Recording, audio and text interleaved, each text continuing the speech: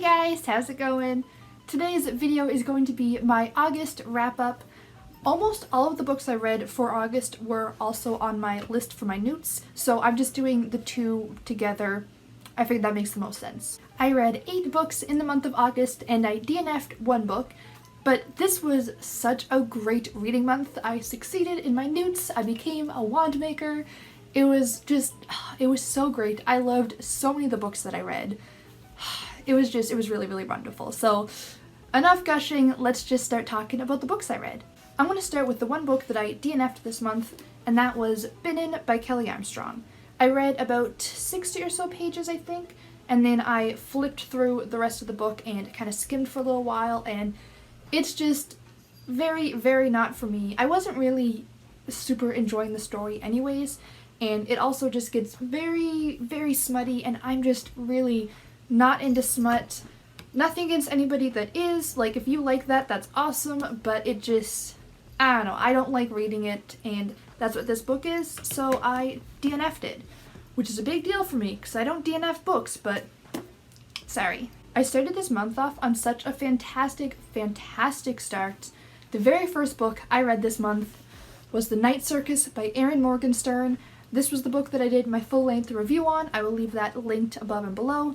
But this, I read this all in one night. I stayed up till like 8 in the morning. I started reading it at midnight, and then I stayed up all night while I was dyeing my hair, and I have a reading vlog up if you want to check it out. But this book was so amazing. I gave it a 10 out of 10. It was just, I loved the story, I loved the plot, I loved the characters and their relationships, and how like layered everybody was, and how just even the side characters were complex and interesting, and I absolutely adored it. I loved the tone and the atmosphere in this book so much. Like, this book is so immersive. If you want to go to the Night Circus, just read this book. Like, it really is going to have you believing in magic and wanting to go to this circus, and it is just such a well-crafted book. I highly, highly recommend this. I cannot talk about it enough, but yeah. If you want to hear more of my in-depth thoughts, like I said, check out my full-length review. But all you really need to know is that this book is amazing and you need to read it. I just realized I didn't even say what this book was about. It is about a night circus. There's a magical circus that appears and disappears, and everybody loves it, and I love it. But it's really about this magic competition, and that's all I want to say about that, because the characters kind of slowly discover the competition throughout the book and learn about it. So I really liked reading it and discovering it with them, and I thought that was just really interesting, so I don't want to ruin that for anybody else, but highly, highly recommend this book. It was, so good. The second book I read was Miss Peregrine's Home for Peculiar Children by Ransom Riggs. This is the story of a boy named Jacob whose grandfather always tells him these wild tales about these magical children and this home that he lived in, and basically Jacob believes him when he's a kid, and then as he grows older he realizes that his grandfather is just a storyteller and he's not really a monster hunter and all this stuff. And then one day his grandfather gets attacked, and now Jacob kind of has to realize like basically what the truth was and deal with the loss of his grandfather, who he was obviously incredibly close with, and he goes to this little island to find the home that his grandfather always talked about and gets into an adventure. I gave this book an 8.5 out of 10. I really liked the creepy vibes, and I was just in a like dark and eerie mood this month because I don't know, what else do you read in August? But I really, really thought that this kind of scratched that itch. I thought about it a little bit, and I realized that I'm not sure if the book would have had the same effect if it wasn't for all of the creepy photos in it. Like, there's all these like black and white, you know, like old-time pictures in the book, and like they're really fun, like, and I really do think they added something to the book. But I don't know, the writing itself without the pictures I don't think would have quite done it for me, which isn't necessarily a bad thing because the pictures were in there and that just means that they were a really great addition. But if you're reading this in some sort of format that doesn't have the pictures, I don't know, I'd recommend reading it with the pictures is what I'm trying to get at. But this was a really fun book. I liked the creepy vibe of it. I liked the characters. I loved all the weird children and their weird powers and what was going on. I would have liked if we would have learned a little bit more about each character, like in depth, like all the children, but that would have, hi Spock, but that would have derailed the plot, so I understand. I have heard that there's like a short story collection that's about the kids and their stories, so I think I'll check that out at some point, but it was still a very good book. The ending is a bit more of a cliffhanger than I like, but that's not necessarily a bad thing because I know they want you to buy the next book, etc., etc. The one thing I did not like about this was the romantic subplot. I kind of found it a little bit gross. I don't think this is a spoiler, but if you don't want to know, then just skip ahead 30 seconds. And 3, 2, 1. I think it's really creepy that Jacob ends up trying to get with his grandfather's ex-girlfriend. Like, is that weird? I think that's weird. It doesn't matter that there's, you know, other things going on and it's not, I don't know, I just, no thank you, no way, no. Did not like that. But aside from that, it was a very interesting book and I liked it. I will be checking out the rest of the series. Just hopefully that particular subplot does not continue. Then I read A Tale of Two Cities by Charles Dickens. I love Charles Dickens so much. This one, it took me a little while to kind of figure out what the plot is. It's basically just these main characters kind of going back and forth between England and France, and it's during the Revolutionary War and just a bunch of craziness is going on and just how they get caught up in it. Honestly though, I forgot how funny Charles Dickens is. Like, he just has such a like dry sense of humor and some of the characters are just so witty and I love his dialogue. Like, I really like him. If you like Charles Dickens and you haven't read this one yet, I highly recommend it because it's everything I love about Charles Dickens. The ending was set up so perfectly, and I don't want to say any more than that, but the moment when I realized what the ending was going to be, like, right before, well, not right before it happened. It was like a couple of chapters before it happened. I finally clued in, and I was like, oh my gosh, no way. And it was just, I loved it. It was a very emotional ending. It was so good. And I liked the characters for the most part. Like, a lot of them were very flat, especially Lucy, but you kind of expect that from this time period of writing.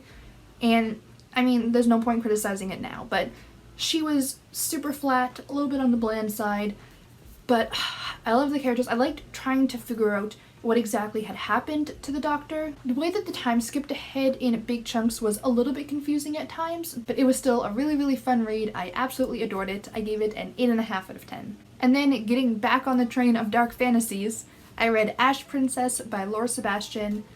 I enjoyed this. It's the story of a girl who, when she was 6 years old, her country was invaded, her mother was murdered right in front of her, and she's kind of held captive. Like, she's free but not really, and she's regularly beaten and all that stuff. And they were like the Fire Nation in a sense, so they call her the Ashe Princess as like a mock title. And it's basically her kind of living in this life and then kind of deciding if she wants to start a rebellion with the few of her people that are still left alive. This book was very dark. It started off on such an intense and emotional, like, wham moment, and I really liked it. It really got me hooked in right away. I also really liked the ending. I thought the ending was really dark, and there was dark vibes throughout the book, but it was mostly the starting and the ending that were dark. The middle was very typical YA, and that's not necessarily a bad thing, except for the love triangle was stupid. If you don't want to know what the love triangle is, skip ahead 30 seconds, but I'm not going to go into any real spoiler details. 3, 2, 1. Basically, the prince, who's the son of the evil person who tortures her, isn't really as mean as we think, and he's actually really sweet, and also for some reason in love with her. And then suddenly her childhood best friend, who she thought was dead, returns out of nowhere, and he's also in love with her. And how does she know who she's in love with? Ugh! So annoying. I hate the trope of both of those love interests. The second one, not so much. The first one, I cannot stand. It's really annoying. I don't like love triangles. I'm not a big fan of romance anyways. It was just, I really did not like it. But I still liked the rest of the book. I liked some of the side characters a lot more. I absolutely loved Cress. Like, I thought that just the way that she developed throughout the novel was so fascinating. Like, at the starting of the novel, you just kind of assume she's gonna be the, like, almost ditzy best friend, like, noble lady who doesn't really realize what the real world's about. But as you get to know her, like, it's just, there's so much more to her, and I really, really liked that. I liked the way that her story is at the end of the novel, and, like, how she, like, grows and changes and you learn more about her was just so fascinating. I wish that you would just cut out all of the love triangle stuff and just focus on her and the main character and, like, the plot. I would have loved this book so much more, but I mean, it is a YA fantasy and you do kind of expect certain tropes, so for what it is, it's not bad. It's just that it could have been better for me. I still gave it a 7 out of 10 though. I still enjoyed it. I'll still pick up the sequels. But yeah, especially because the ending ended off on such, like, a strong note that I really liked it. But yeah, the middle was okay. Then I listened to the audiobook of A Torch Against the Night by Sabaa Tahir. This is the second book in the Ember and the Ashes series.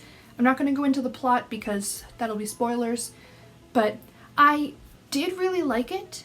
But I wish I hadn't waited so long between reading the first book and reading this one, because this one picks up right where the previous book ends, but I kind of forgot, like, the little details of the ending, and I also forgot a lot about the magic system and, like, how everything worked, so I was a little bit confused and it did take me longer to get into the story because of that. I did end up giving this a 7 out of 10, but that might have been higher if I had read it right away. This one also had an annoying, I want to say love triangle, but, like, there was, I don't know what shape it is anymore.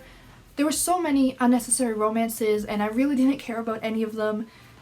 But again, you kind of expect that kind of stuff from this book, especially if you read the first one. This is just more of the same. But I really liked the story. I liked all the parts with the soul catcher. That's all I'm going to say about it, but I really liked those sections. Like, I thought that was just really interesting, and the eerie vibe that I apparently love. I liked the twists that it took. I liked the way that it ended up. I liked seeing each character kind of deal with the circumstances that they were now thrown in.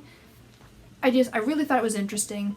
I would have liked to have a little bit more information about some things, but overall though, I did like it. 7 out of 10. Yeah. Then I read The Horse and His Boy by C.S. Lewis. I did really enjoy this, but I preferred the previous two books. This one, it just, like, it was good, I just liked the other two better. This one is mostly about a boy named Shasta? He's basically trying to get to Narnia with a couple talking horses and another friend he meets along the way. It's interesting. A lot of the side characters all blurred together for me though, and I don't know, I just wasn't quite as invested, but it was still good. You know, it's another Narnia book. I can see why it is such a classic. It's definitely much younger than what I usually read, so some of the things that I wasn't super fond of, it was mostly just because it is a children's book. Like, some of the, like, over-the-top dialogue of the villains were just a bit much for me, but in a child's book, especially for this time period, it makes complete sense, and it should be that way. I liked it. I gave it a 7.5 out of 10. And then I read my second 10 out of 10 book for the month, Dot of Smoke and Bone by Laini Taylor. Wow. I am not going to say what this book is about because I went in not knowing the plot, and I thought that that was a really great way to go into it. That's how I went into Strange the Dreamer, and I think that from what I've read so far of Laini Taylor's books, I think that with her writing style, that just goes really, really well with it. This book was so great. It wasn't as, like, flowery as Strange the Dreamer, but it is still very beautiful writing, and I loved it. It was a roller coaster, definitely a roller coaster. I cried multiple times. Yeah. I stayed up all night reading this one too. Actually, I made the mistake of starting this like 2 hours before I had to go to work. So the timing was that something very, very big happened right when I had to leave for work. And let me say it was very hard to go to work that day. I loved it. I really like monsters and magic. That's all I'm going to say about the plot. There's monsters and magic. And those are just two things that I absolutely adore. Really great writing style, really great characters, so many layers to everybody. The romance was very insta-lovey, but there was an explanation to it, and because of all the magic in the world, I didn't really mind it. I wasn't 100% invested, but I like when there's at least, like, I want to say an excuse for the insta-love, so I'm not really going to complain, and the rest of the book was so great that it didn't even matter. Like, I just absolutely adored it. Also, just this was so immersive. Like, one thing in particular is the main character, I think it's pronounced Karu? I'm not sure how else it would be pronounced. But anyways, she draws a lot, and they talk about her sketchbooks, and I don't know what it is, but I can just so perfectly, like, visualize her art style and her books and, like, the way that she draws because it is so well explained in this, and I can't quite put my finger on what makes it so vivid, but, like, when they're talking about her drawings, I can picture it so clearly, and it is so much fun. Yes, Ripley. Ripley also loves this book. Actually, she was sleeping on my lap while I read most of it, so, you know, she probably read it along with me. Right, Ripley? Right. And then I'll also mention that right after I read Days of Blood and Starlight, the sequel, this one I gave a 9.5 out of 10. I liked the first one more, but this book had all of the same, like, amazing, like, magic, monsters, darkness that I loved about the first one. The writing was so beautiful and well done. This one was angstier than the first, and I really liked that because that was what mood I was in. I'm just really craving that, and was just so perfect. I haven't read the third one yet, but I am definitely eager to get to it, especially with where this left off. This also had so many just powerful moments. I cried multiple times in this one as well. Like, it was just, it was so good, such a roller coaster. I highly recommend this series. I'll let you know how the third one goes, but so far so good. And there you go. Those were the books that I read in August. This was just such a great reading month, and I'm just on such, like, a reading high right now. Like, does anybody else get that when you just, like, you read a couple of really good books in a month and you just are just so inspired? Oh, it was really perfect. So yeah, I guess that is all I have for today. Please hit the like button if you enjoyed this video because it really helps me out to know. And don't forget to subscribe so you can stay up to date with everything that I read and write, etc. I'm now going to be posting my videos every Wednesday and Sunday, so stay tuned for that. If you read any of these books, let me know what you thought, and I just love talking about books, you know? But I hope to see you guys next time, and until then, have a great day. Bye!